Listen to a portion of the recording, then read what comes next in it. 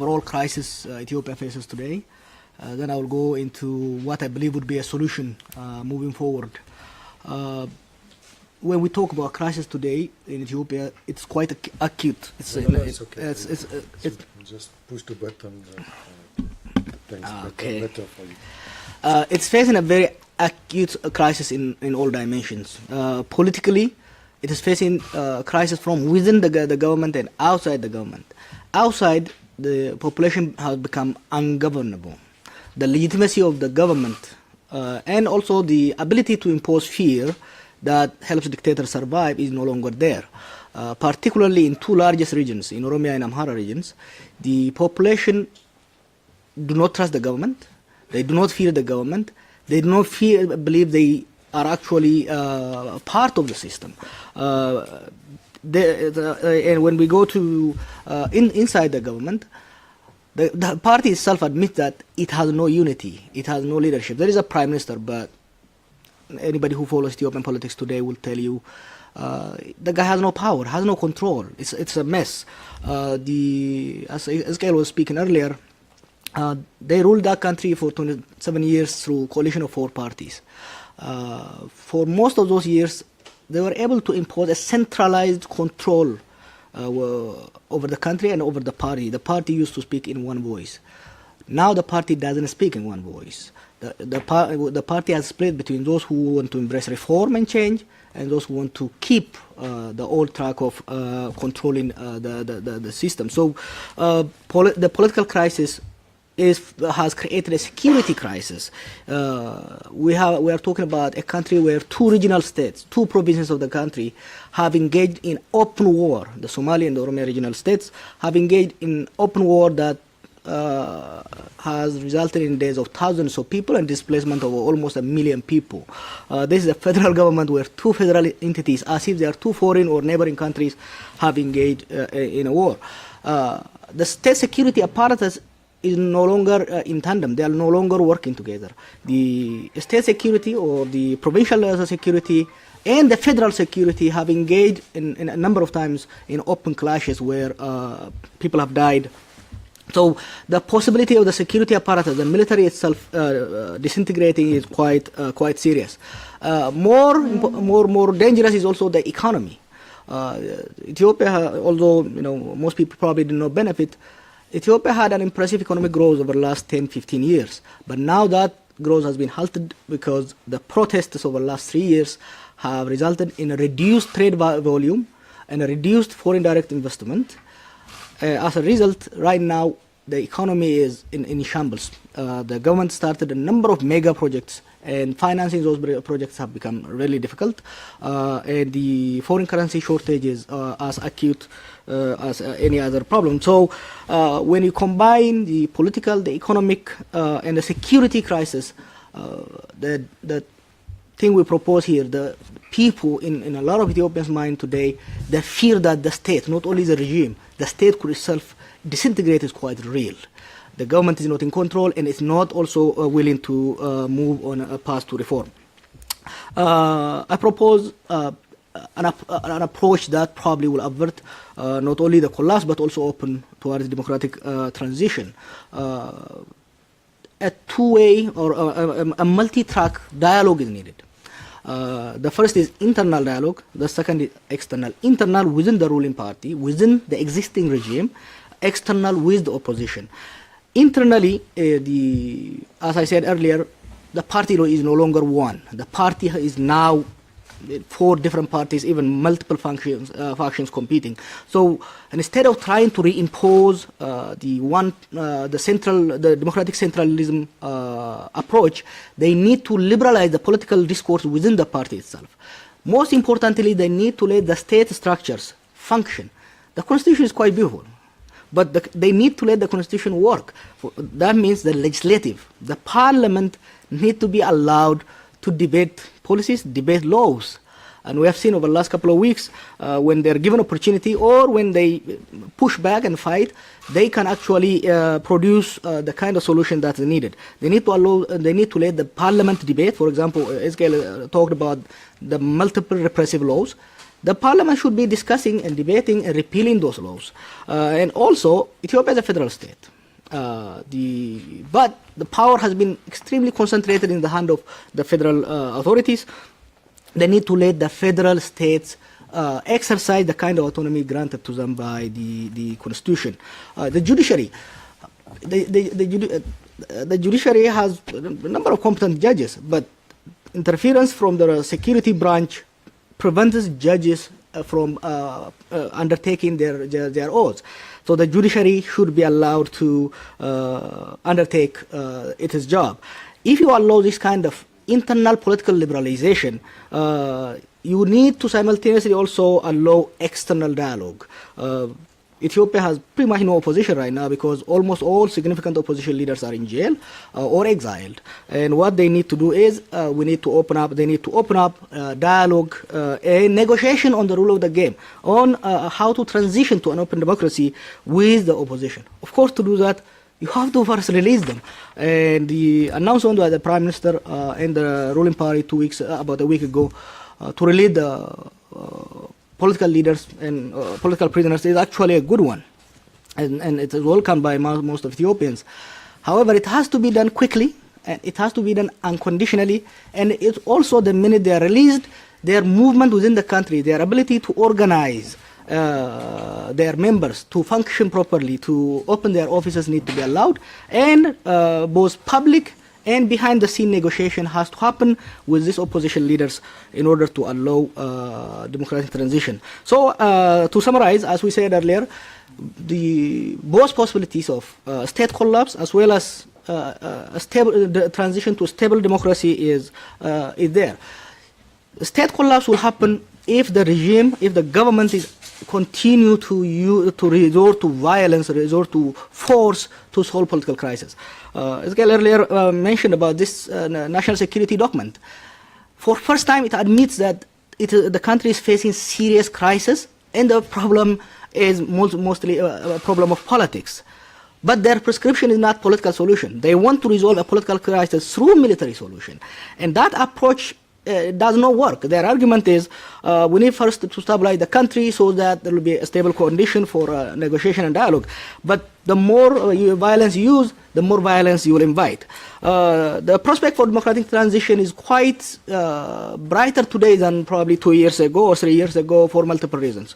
The opposition or the protest or the resistance, those who seek change, have remained non-violent, which is quite interesting. For most, in Africa and in a number of developing countries, when a state resorted to violence, a response from the youth often is to resort to violence as well. What we have seen with Oromo protests and other protesters in Ethiopia is these young people who make up 70% of the population, who are unemployed and who are angry, have resisted the temptation to engage in violence. They have resisted the government's pressure to push them into the jungle, into picking up the gun. And instead, they have relied on a very sophisticated and a very promising non-violent resistance. And of course, as multiple studies show, a non-violent movement has a better chance of producing democracy than a violent or an armed struggle. But another important development that makes us hopeful about democratic transition is an emergence of a reformist elements within the ruling party itself. A number of individuals and also factions have openly called for opening the political space for multiple voices. Particularly in Oromia, the current governor and his team have liberalized the political space despite the heavy presence of the military. And having those kind of allies within the government will help those who seek democratic change to exert both external and internal pressure. Towards this, I think particularly the Western governments, the US and Europe, their interest in Ethiopia is very clear. They want Ethiopia to be stable and secure so that it can play a stabilizing role in the Horn of Africa region. Fine and well. If that is the case, their choice is very simple. If they support forces that seek transition to an open democracy, a democratic Ethiopia will be a stable Ethiopia. A stable Ethiopia could be a stabilizing force in the region. But if they continue to pump money and support politically in other ways a regime that chooses to continuously securitize and militarize the politics in the country, the possibility of state collapse could be real, and the collapse of the state and the regime and an increasingly violent confrontation could not only destabilize Ethiopia but also destabilize the region. We are hopeful. We will take questions now. Okay. Thank you very much for this introduction. I think it was quite interesting. Maybe before to give the floor to the audience, I have two small questions.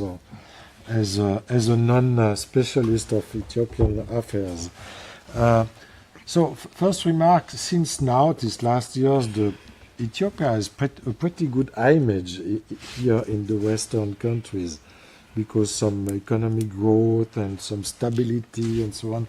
So as I can say, it's a false flag, it's a wrong image, you mean, or it was a real economic growth. How to reconcile this this image with the reality, or because here that's a little bit the impression we have, in the mainstream opinion in the Western European or maybe also in America. So what is your opinion about that? And second question. Is it a domestic problem or is it an imported problem? I don't know, with some ingerence or from other countries inside the Ethiopian politics, or not at all, because we can see in many countries some outside interference with inside politics. Is it the case or not at all? Second question. And yes, does for instance, the Somalian collapse, is it, I don't know, a model, or is it totally different, because we have also in mind here the case of Somalia, which the state has collapsed totally, or it is a similar danger or not, just to maybe to better understand the picture. So I don't know who will answer, or maybe Professor and after you. No? Okay. Please, yeah. Well, thank you for the questions. The first one is, it's not really the question where there is a high rate of economic growth. Yeah, okay. That's not a problem. For instance, we just announced here in Geneva the first air link between Geneva and Addis Ababa just today. So which is a sign of kind of good economic relation, you understand? And a good public relations as well. Probably. Yeah. This problem of economic growth but persistent poverty is not a unique problem in Ethiopia. That is, what we see when we talk about economic growth, that is really economic growth, high rate of economic growth, registered and explained in terms of the GDP. That doesn't say how that wealth is distributed. And that's the point that I was making, that whatever progress that was made in Ethiopia is not widely shared, and people cannot feel it. And that's not really an Ethiopian problem. It is a problem a world over. So there is economic activity. There is economic activity in Ethiopia. There is, as a result of that economic activity, there is growth. Growth is registered. Now, I personally doubt that the rate of growth is 10% or 11%. It's probably in the neighborhood of 7%. But regardless, if people who dominate that economic activity is the party businesses, the military and politics, and the oligarchs, well, you can see why people still protest. In fact, when there is growth and people are not sharing in that, it actually heightens the possibilities of uprising. So that is the GDP growth. There are some also developments going on in Ethiopia. Not only economic growth, there is development. For instance, one example is universities. And that's what the government says, that touts that the number of universities have grown from 3 to 30 or 3 to 50. That may be true. That may be true. But as one eminent Ethiopian academic who had lived in the United States and worked in the United States and American universities, in fact, he's a winner of prestigious award named Gabisa Ejeta. He was told while visiting one of the universities in Ethiopia, he said, just because you have enrolled students and erected buildings, it doesn't mean that you have universities. I am a university professor, and I was educated in Ethiopia, so I can tell you that, and everybody agrees that the standard of education, the standard of graduates, is not the same. That just because you carry a degree, it doesn't mean that you are an educated person. That extends actually into the ruling party. That getting a PhD, buying it up in the market in the United States, doesn't make you a PhD. That extends into the ruling party. So the issue of growth is not even an Ethiopian problem, but this question of how it's shared. The second question was about domestic or important or right. Somalian effect, if yes or not. Yeah, the third one. Yeah. Now, this is about, yes, everybody knows in the world that there had been protests in Ethiopia for the last 3 years. It has now come to international attention because it lasted so long. It's a violent one, not the protesters, but the government that knew only violence in dealing with protesters. That they intruded, these protesters actually intruded in this Ethiopia rising narrative and Ethiopia democratizing narrative that they spoiled. So the way it dealt with was with violence in Ethiopia. But the other thing is that they externalized the origins of the protests. That is to say, the protests are not indigenous. People in the country have no problem. They are very happy that there is economic growth, there is democracy. They are instigated by outsiders. This narrative had been foisted on the international media for 3 years. It no longer is a problem because the government itself now has admitted that outsiders have nothing to do with the protests. They actually said, it's not outsiders. The fault is not even people protesting on the streets. It's us. Who said that? Not me. It's the government itself in its last party Congress admitted that. They said, it's us. They said, we got it all wrong. So this is not a question for the international media anymore, since the Ethiopian government itself has admitted the cause for all of these protests are created by the party. Now, I disagree with them that it is only a party problem. No, it is an inherent human reaction to deprivation. Discontent usually produces an upsurge of resistance. So that's what it is. These are real problems. The one thing that I want to say in that respect is the issue that Jawar mentioned. That is, despite the violence, the unprecedented violence, the protesters have remained peaceful.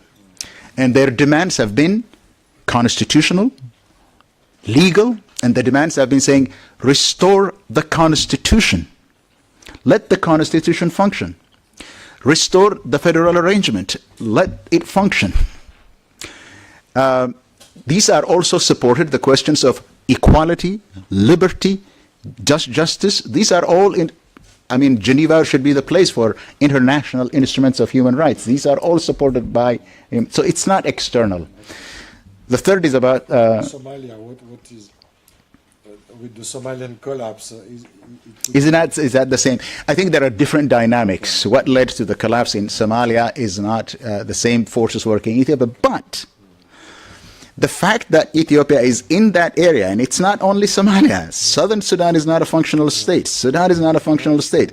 In that neighborhood, Ethiopia is supposed to be the anchor, the island of stability that is holding the place in some form of stability.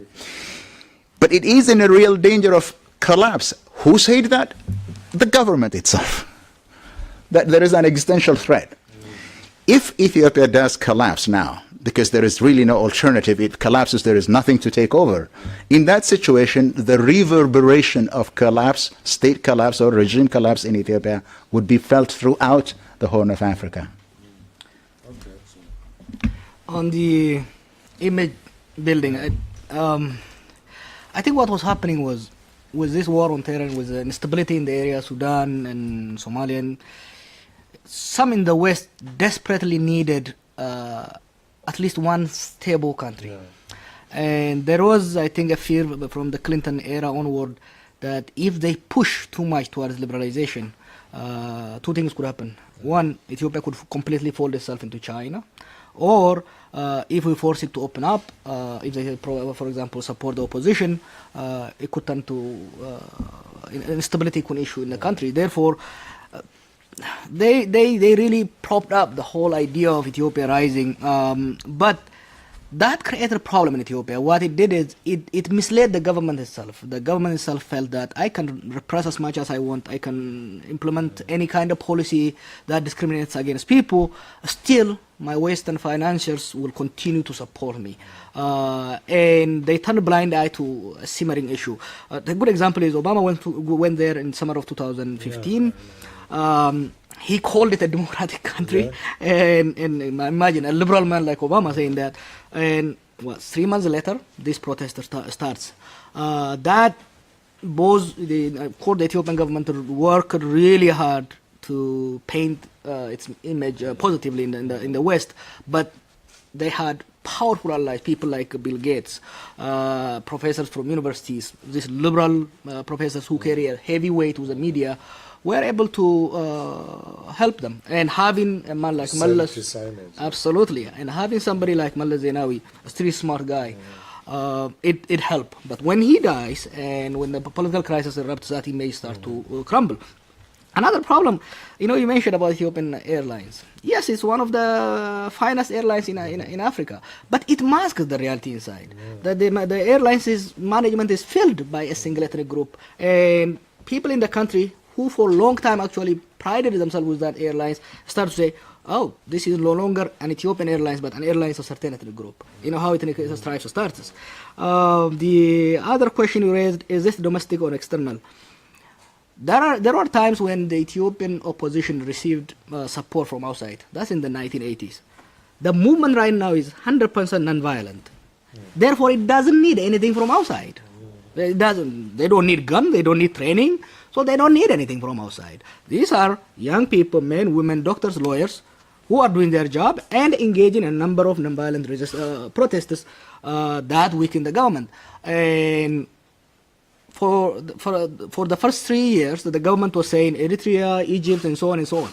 But now they admitted, in this security document, they said, you know what, the truth is, outside forces have nothing to do with it, and they are admitting. And as somebody who follows this movement closely, I can attest that the movement really doesn't have any support from outside, and it doesn't need that support because its cost is just quite low.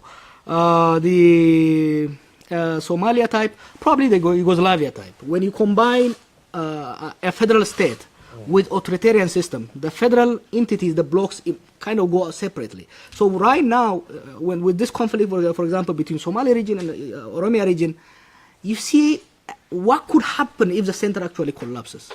If the center continue to lose legitimacy and lose grip over the country, and if it doesn't initiate transition and a dialogue, a reconciliation, that what happened in Yugoslavia after the days of Tito, or what happened in Soviet Union, is the kind of stuff that could happen in Ethiopia. Probably worse because the Soviet Union and Russia are surrounded by other countries. These are surrounded by countries that are already in trouble. So that is a likely one possibility, but that's not the only possibility in Ethiopia. There is also a possibility of Ethiopia actually moving towards a democratic federal state. If with the support of a non-violent movement that is refusing to engage in violence, with emergence of reformist elements within the government, if rapid measures are taken to open up the dialogue and open up the space, the possibility for democratic transition is also there. Okay, thanks for this precision. So I open the floor to, yes, please. some question. Here, you push the button, please. Just front of the... Okay, thank you. Thank you for organizing this panel. I hope you'll, the press club, I hope you'll continue with that track. And I thank also the panelists for their brilliant expose and much more focusing on real politics than history of Ethiopia, which is pegged on 100 years. And you've told us that the country is ruled by 4 ethnic parties. So, unlike Switzerland here, the states, the federal states, are also delineated on ethnic basis or linguistic basis. Now, in my view, this will hinder the movement of labor and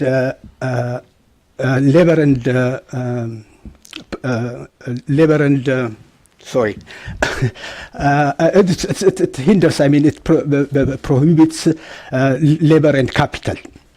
So we can see that the dominant party in Ethiopia taking a lion's share. For example, in Tigray region, we have a lot of industries where nobody is going there except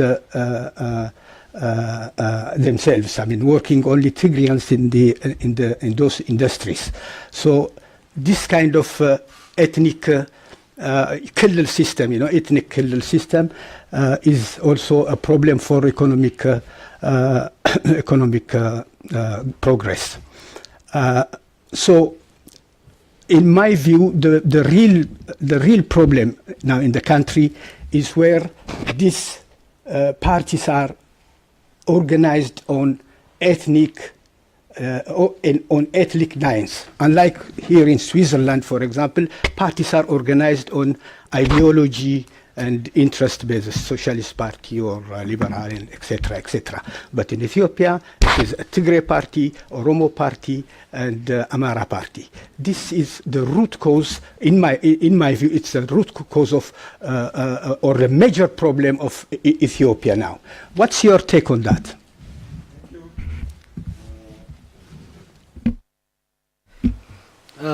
Thank you for coming. Thank you for inviting us here. The issue of as you know, there's a major debate in Ethiopian politics. The way I look at it, there is, of course, history why we have ethnic-based federalism. Issues could have been resolved during your generation in the 60s, but my generation inherited a lot of problems. And we have to find a way to get out of it. The problem is not necessarily just formation of federalism along ethnic lines. When you combine the ethnic federalism with democracy, you'll have a solution. Because federalism assumes there is going to be devolution of power and also democracy. What prevents movement of labor and capital across ethnic federalism is not necessarily because they are ethnicized, but because they are not allowed. If you look at the press release APRF released last week, it deplores, it condemns horizontal relationship because federation is created, but power is still concentrated at the hand of the central power holders. And there is no negotiation between Oromia and Amhara. There is no negotiation, there is no any political social relationship between the two neighboring states because the central power holder doesn't want it.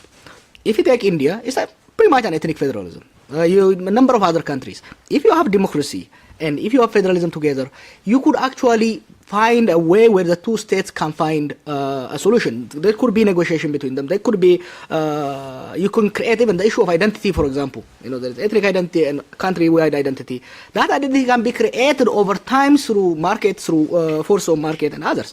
But what you have in Ethiopia and what led to disintegration of other ethnic federalism says, you put ethnic federalism and you denied democracy, you are sitting in time bomb. So in Ethiopia, what we have right now is is a situation where you have a federalism, but it's not allowed to function. Federalism is never allowed to function in Ethiopia. You have regional states, but power remain concentrated in the hand of the TPLF. But if you allow the parties, if you have democracy, and if you have democratic debate, we can have the kind of debate where me and you have it. But if we don't have it, people continue to grow apart. And that, I think, is the problem. And the solution is to democratize it and open the marketplace so that people can actually interact and find what is best for them, instead of one or two guys on top deciding. The issue that federalism is or ethnic federalism is the cause. I've heard it so many times, but let's keep in mind, you said that don't bother that much about history there, but it's the historical problem associated with the creation of the country of Ethiopia that, as I said, in the last 60 years, since to the date, today's 2018, right? 1968, the problem was articulated as the question of nationalities.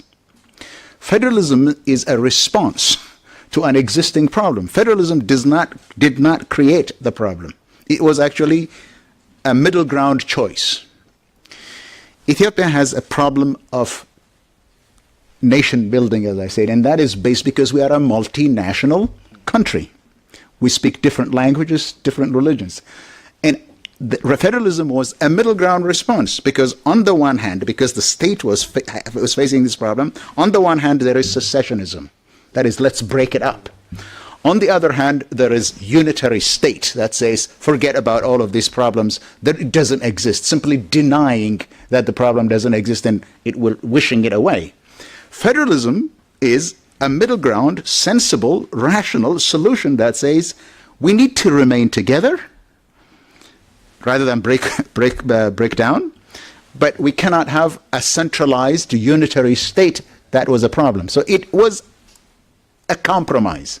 Federalism was a compromise solution. You only say that it is a problem if you really don't want to tackle the problem of nationalities.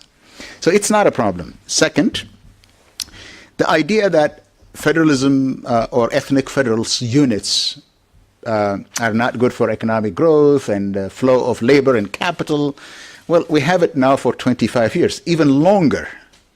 Even longer. That is, even under the Derg, there was some regional autonomy. So it hasn't happened. It hasn't happened. We don't have that problem. There is no problem of migration. There is no problem of flow of capital within the country. Humans are homo economicus. Where they find economic opportunities, they travel. The only problem in Ethiopia is that the Oromia region, is really where the resources are. And honestly speaking, Oromia is the microcosm of what Ethiopia should be, because all peoples from all backgrounds in Oromia live together, work together, and there is no problem of migration or movement of capital and human labor. The third, if this is a problem, if ethnic federalism is a problem, well, let's prioritize. We have a bigger problem right now, and then we will revisit. If it is a problem, we will revisit it in due course. Right now, what we need is a peaceful transition to a participatory democracy, a multi-ethnic, multilinguistic, multinational, ethnic, democratic constitutional state. If federalism is a problem, in due time we'll talk about it later on. Yeah. Yeah, thanks. Alors, André, et puis après monsieur. Appuyez sur le bouton. Alors, j'ai pas de bouton. Il faut venir devant, sinon on ne peut pas So enregistrer. maybe I'll just sit here. Okay. I'll sit next to you. And I push the button. We were talking about education, and you were saying that now there are maybe 30 universities. I understand that they are certainly not internationally recognized and so on.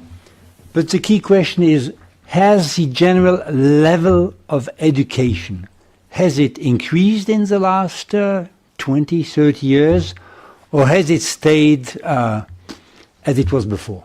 So has it been an improvement or not? The second question is basically, you talked about it, talking about federalism, but is the government avoiding to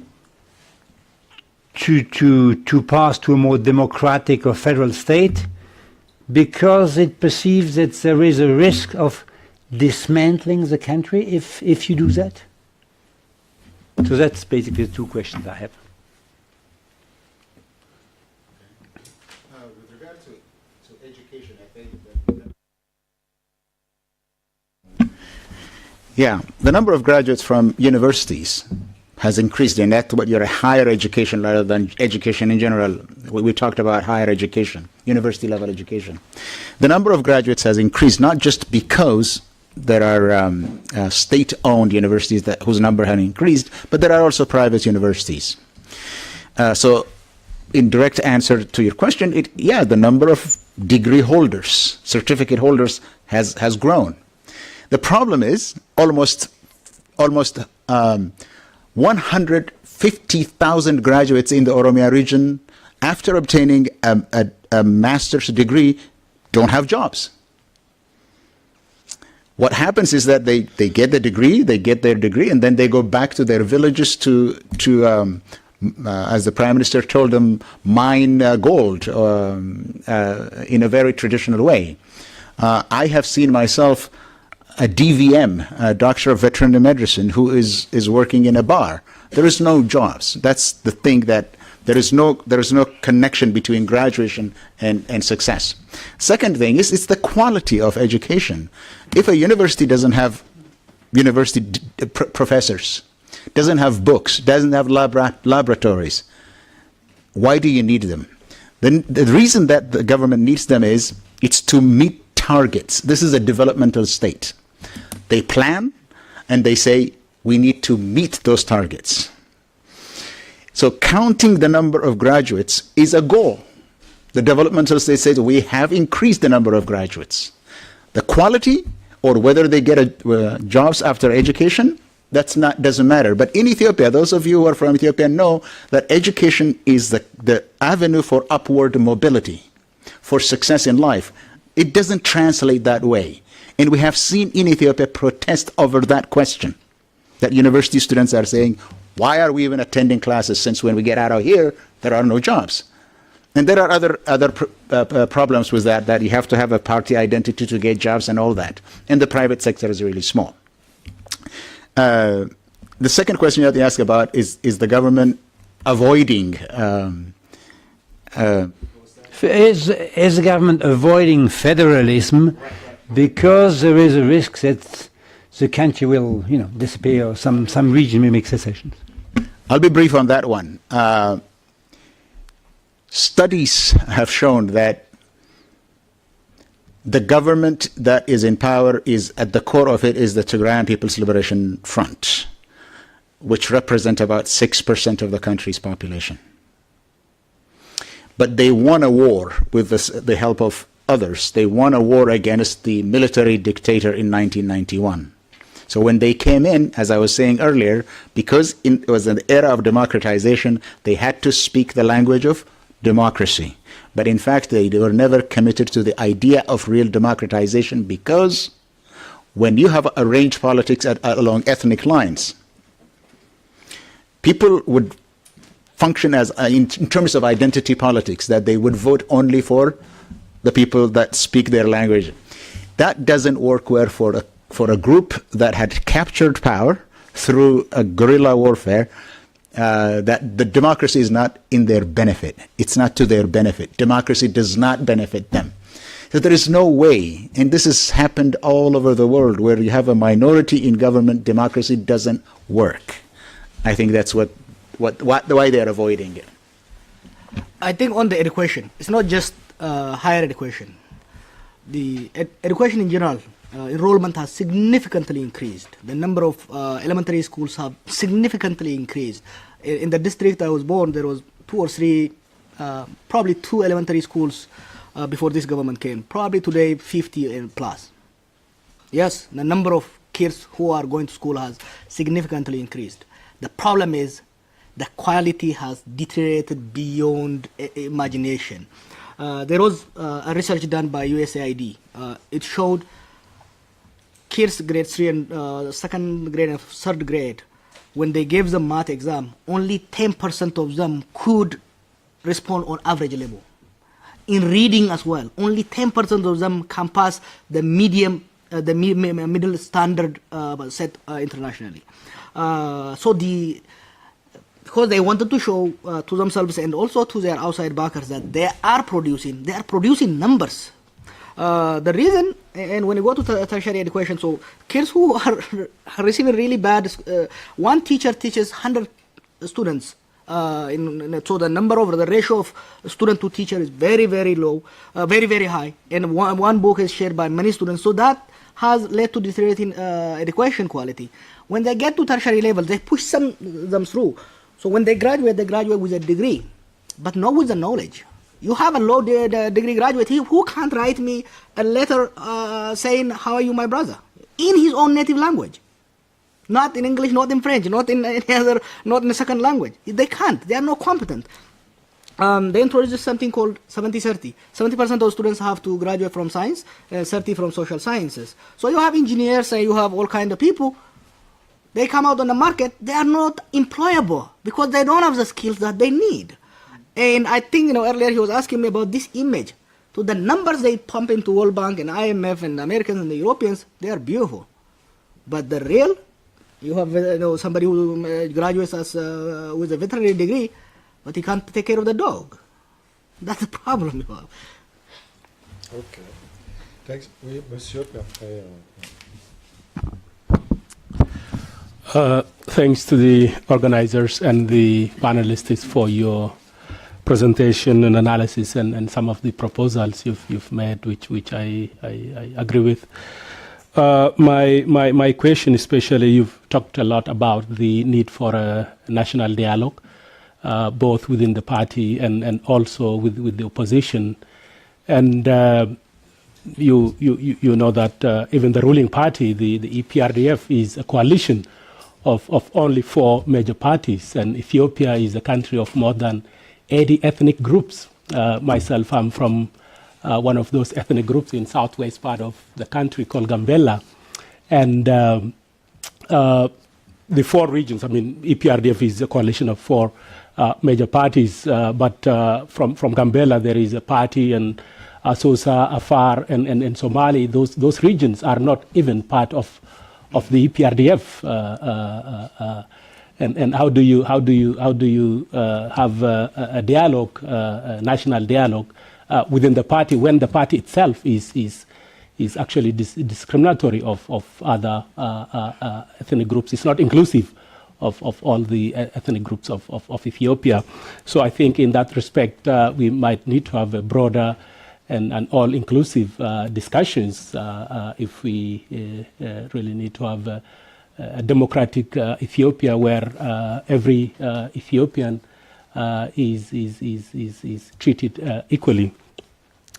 On the question of federalism, I think you've already said a lot on that, which I also agree with. I think the problem might not necessarily be the introduction of federalism as such, but even with its introduction, for the last 25 years, we know that there has not been a genuine implementation of the constitution itself. What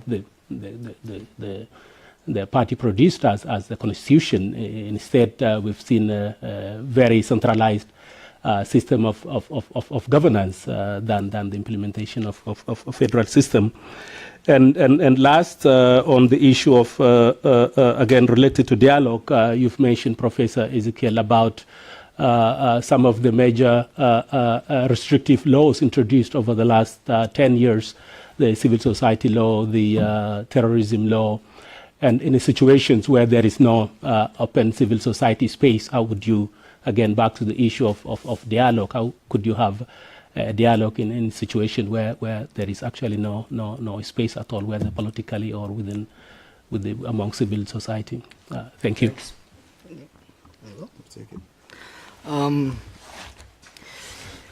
That's an important question you raised. I see it in 2 ways.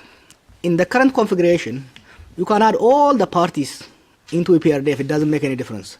Because EPRDF itself is not actually a true coalition of a willing. It's a coalition of four dominated by one.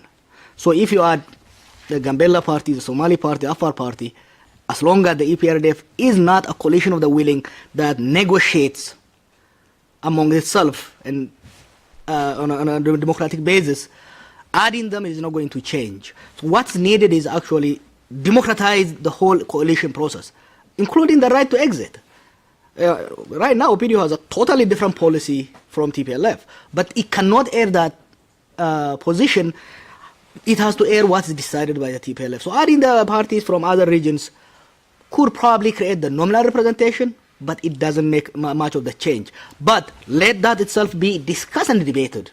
Right? Why is it locked? The ability to for parties to enter into this coalition and leave has to be respected. I mean, coalitions are created to govern, not to live forever. The other big problem I see is there is a confusion between what party is and what government is. There is supremacy of a party over a government. EPRDF, or I don't know what the ruling party in this country is, can initiate a policy as a ruling party. But those policies have to be put into law by the government, by the three branches of the government. The executive, the legislative, the judiciary has to function. The parliament, decisions are made by these 36 people, or pretty much by 9 people from the TPLF, and the 547 people's representative are just there to vote on it. If you allow the parliament, both the parliament and the House of Federation, to debate, negotiate openly without accepting the rule by the party, then you would have a Gambella have a say in the federal government. Right now, let alone a Gambella, Oromia that has the largest representation in the parliament, has no say whatsoever. And an MP who represents my district is doing nothing for that district because his voice is not there. The decision is made at the top level. So when I say dialogue within it, one, the coalition party itself needs to start negotiating because it is going to break apart if it doesn't negotiate. Because you have a group that is reformist, there is a group that want to continue the dominant form. Adding could be one on the table, but adding without democratizing the party system is not really is not going to solve the problem. You raised about how the federal system was never implemented. Yeah, it was never implemented because you have a government in Gambella, but we know who rules. The guy, the security attaché who sits there, rules over the region, and that cannot work in a federal system. In a federal system, there has to be democracy where there is checks and balances, where the regions exercise autonomy, but also still governed by the federal system. So democratizing the whole, allowing the government is not, there is no government in Ethiopia, there is parties that rules the country. So as long as that is in play, adding by itself might not be a solution. Okay. I think for Ethiopia today, the overarching problem should be transition, peaceful transition. In that respect, the party itself could play a very significant role in making sure that this transition, which will happen, whether the government likes it or not, it's going to happen. It's actually in process, is peaceful, that we have a peaceful transition. So when one proposes that there should be an intra-party dialogue, I think it's not between the components, that is the four parties. It's between the reformists and the diehard conservatives who want to remain clinging to power. I think that's the dialogue, that rather than the reformists like the people that you just talked about being forced out of the party, that the party could simply see the writing on the wall. Change is going to happen. Transition is going to happen. That they have a stake in making sure that this transition is peaceful. So it begins within the party. The reason that it should begin within the party is, or where it should begin with the party is, in the executive committee. The executive committee where they have 9, each of these 4 members have 9 representatives. It's internally undemocratic. And one of the surprising things about the announcement last year, the press release, is to say the party admitted that it's internally undemocratic, and said that undemocratic nature had spilled over into the entire society and created a problem of democratic deficit. So it is good to begin where the problem originated. So in that sense, this reformists should be given more voice, should be given more representation within the party, and then the outside problem might also be affected by it. When you say something about the Gambela, by the way, when I used to go to Gambela, my father is from Dambidolo, I learned to say Dirijono. So, thank you. Markakis talks about the problem of marginalization on two levels. That is, the highland periphery is politically unintegrated. The lowland periphery is not only politically unintegrated, that is, they don't take part politically, they are also economically and culturally unintegrated. So there are two levels there. So I hear you when you say that how can the Amara and the Oromo could speak, the highland periphery could be about marginalization, but if they are not represented, what difference does it make if you have a dialogue of the unrepresented? In that sense, one of the things that we just say is that instead of the dialogue being restricted to the party itself, let it go to the parliament where there are people's representative. Is it acceptable to anyone in the world that the parliament, which is supposed to be the house of people representative, has not talked about the protest in public for the last 3 years? That the parliament did not talk about the protests. And the party doesn't know the difference. You know, the party itself doesn't know when it has violated that separation between party and government. It's not the role of the party to release prisoners, is it?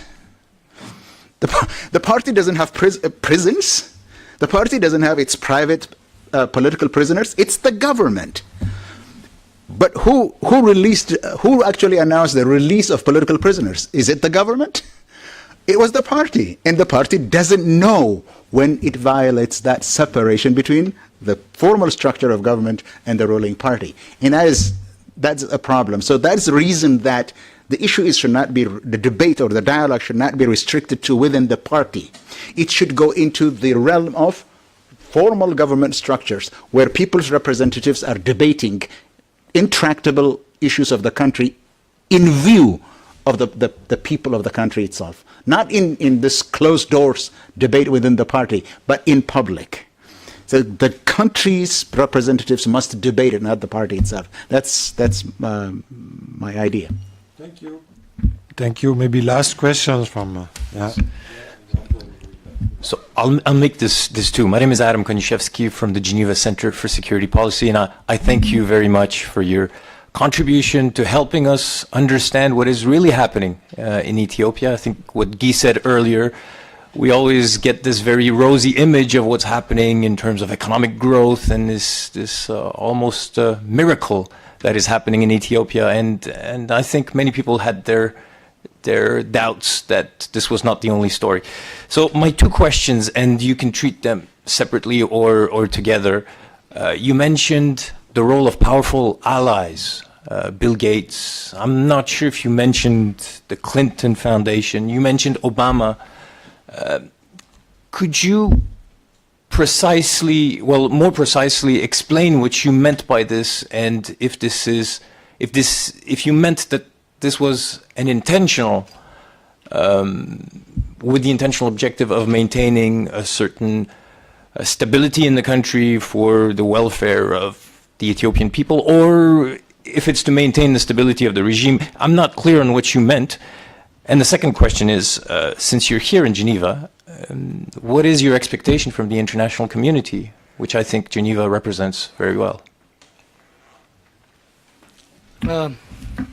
Thank you. The issue of this powerful allies, of course, the Clinton Foundation, Bill Gates, professors, people like Joseph Stiglitz and others, played very, very important role in creating this false image of stable and prosperous Ethiopia. But let's separate it into two: at government level and at non-governmental level, be it as private citizens or as organizations.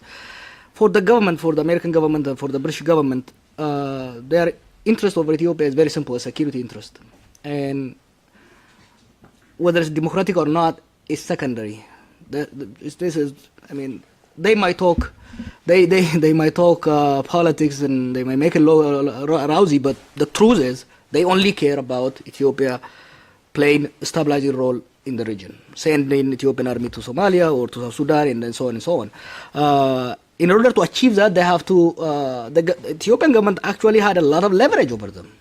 If they push them towards democracy, they say, you know what, I'm pulling out my soldiers from South Sudan, I'm pulling out from Somalia.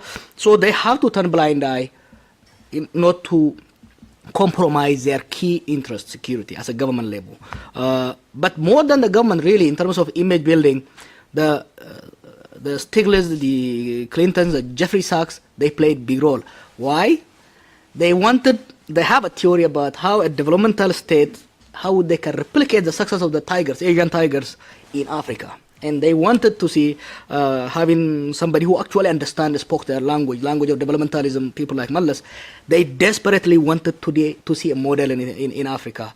And they pushed, and they felt that the push from this liberal democratizing force jeopardizes the economic growth. And that's why they, I don't think anybody promoted Mallas more than Bill Gates and the Stiglitz. They really promoted. Bill Gates, yeah, he is doing a lot of humanitarian work in Ethiopia. He openly calls Ethiopia China of Africa. He wanted to believe on his wishes. I don't think it was a negative intent.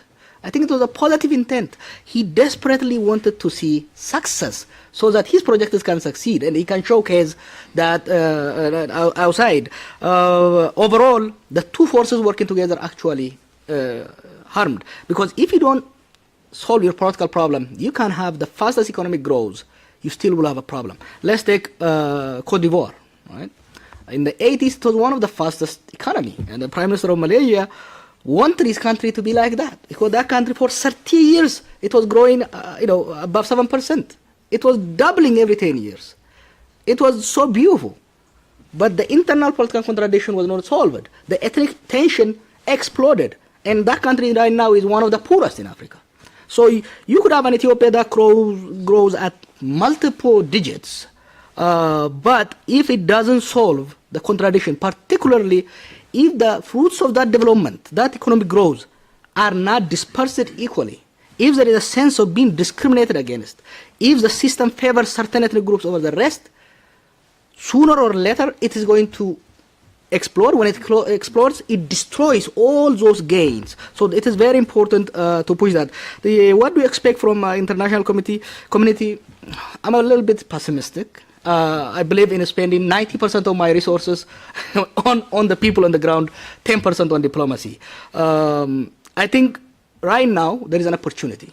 The rise of this powerful nonviolent movement that turn away from violence, the innovative way of weakening the government without resorting into civil war, is an opportunity that will lead to a result that's good for Ethiopians and good for international community.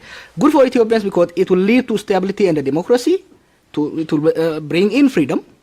As a good for international community, meaning America, that a stable democratic Ethiopia is a guarantor of peace and security in the region. So for that reason, they need to support the reformists within the government, and they have to make it clear to the government that any attempt to crack down on reformists will not be accepted. They have to side, even if they don't go on a record and openly support the protest. They need to strengthen the reformists. They need to pressure the hardliners, because the Ethiopian security is an ally of the Western, and pressuring the generals, pressuring the chief of securities will empower reformists within the system as well as those who seek from outside. Thanks. I think by powerful allies, it's really basically the government of the United States. All of these are important because it's a powerful military, but it also has influence, diplomatic influence everywhere. That its influence is felt by Canada, by England, everywhere. The overriding presence, the reason for United States being an ally of the United States is to fight what they call the war against terror. I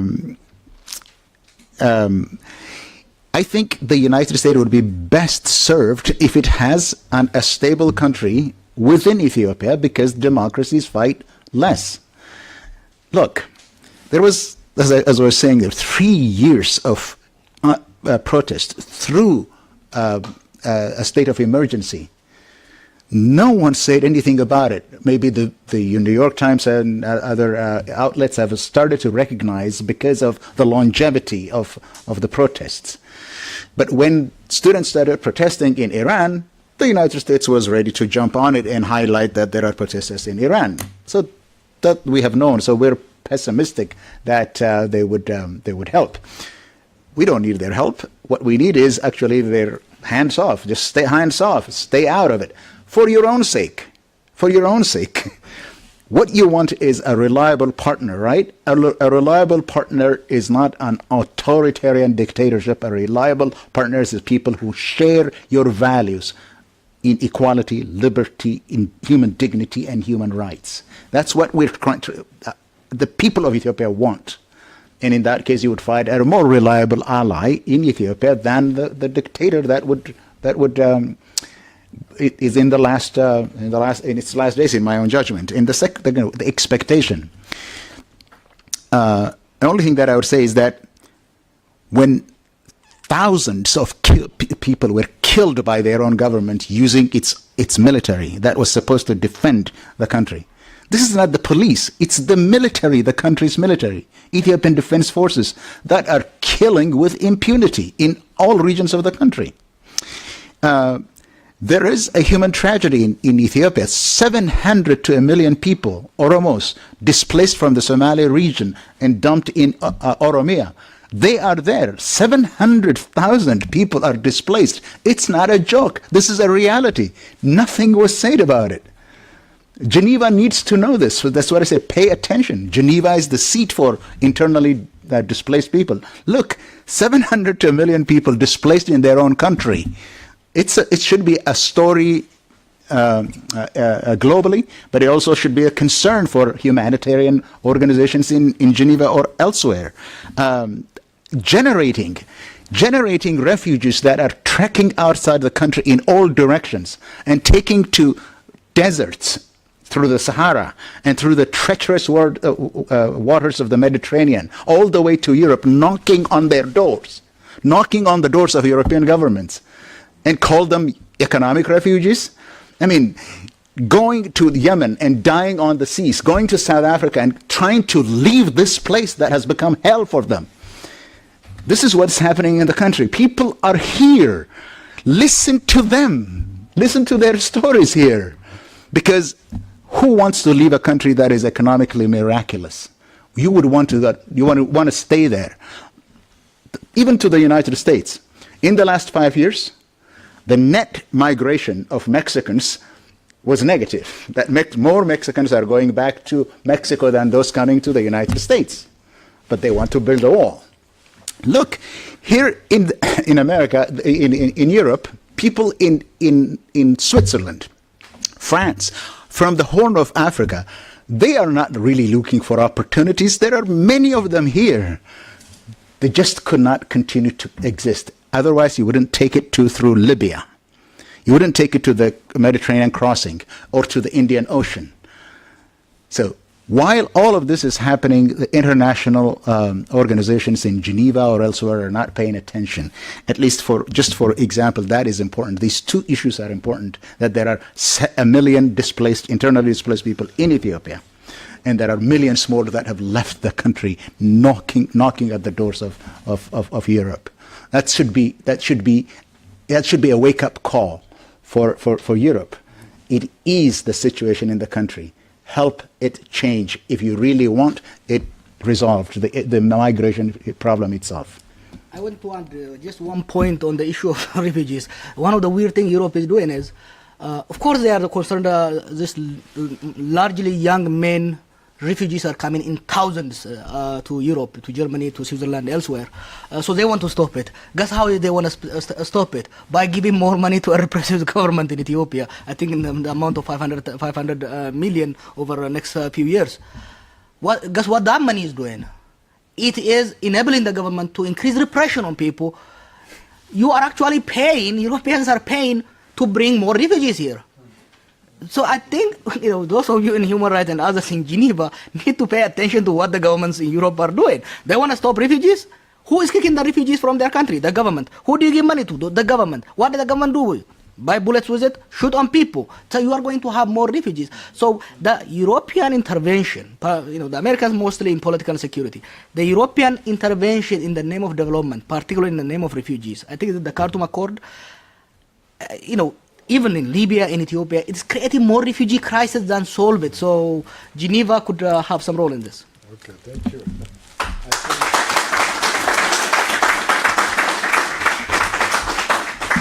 Thank you very much for your speech, for your presentation, your answers. I think we have a lot of views on internet, 5,000, so it's quite a lot. So yeah, good conference. So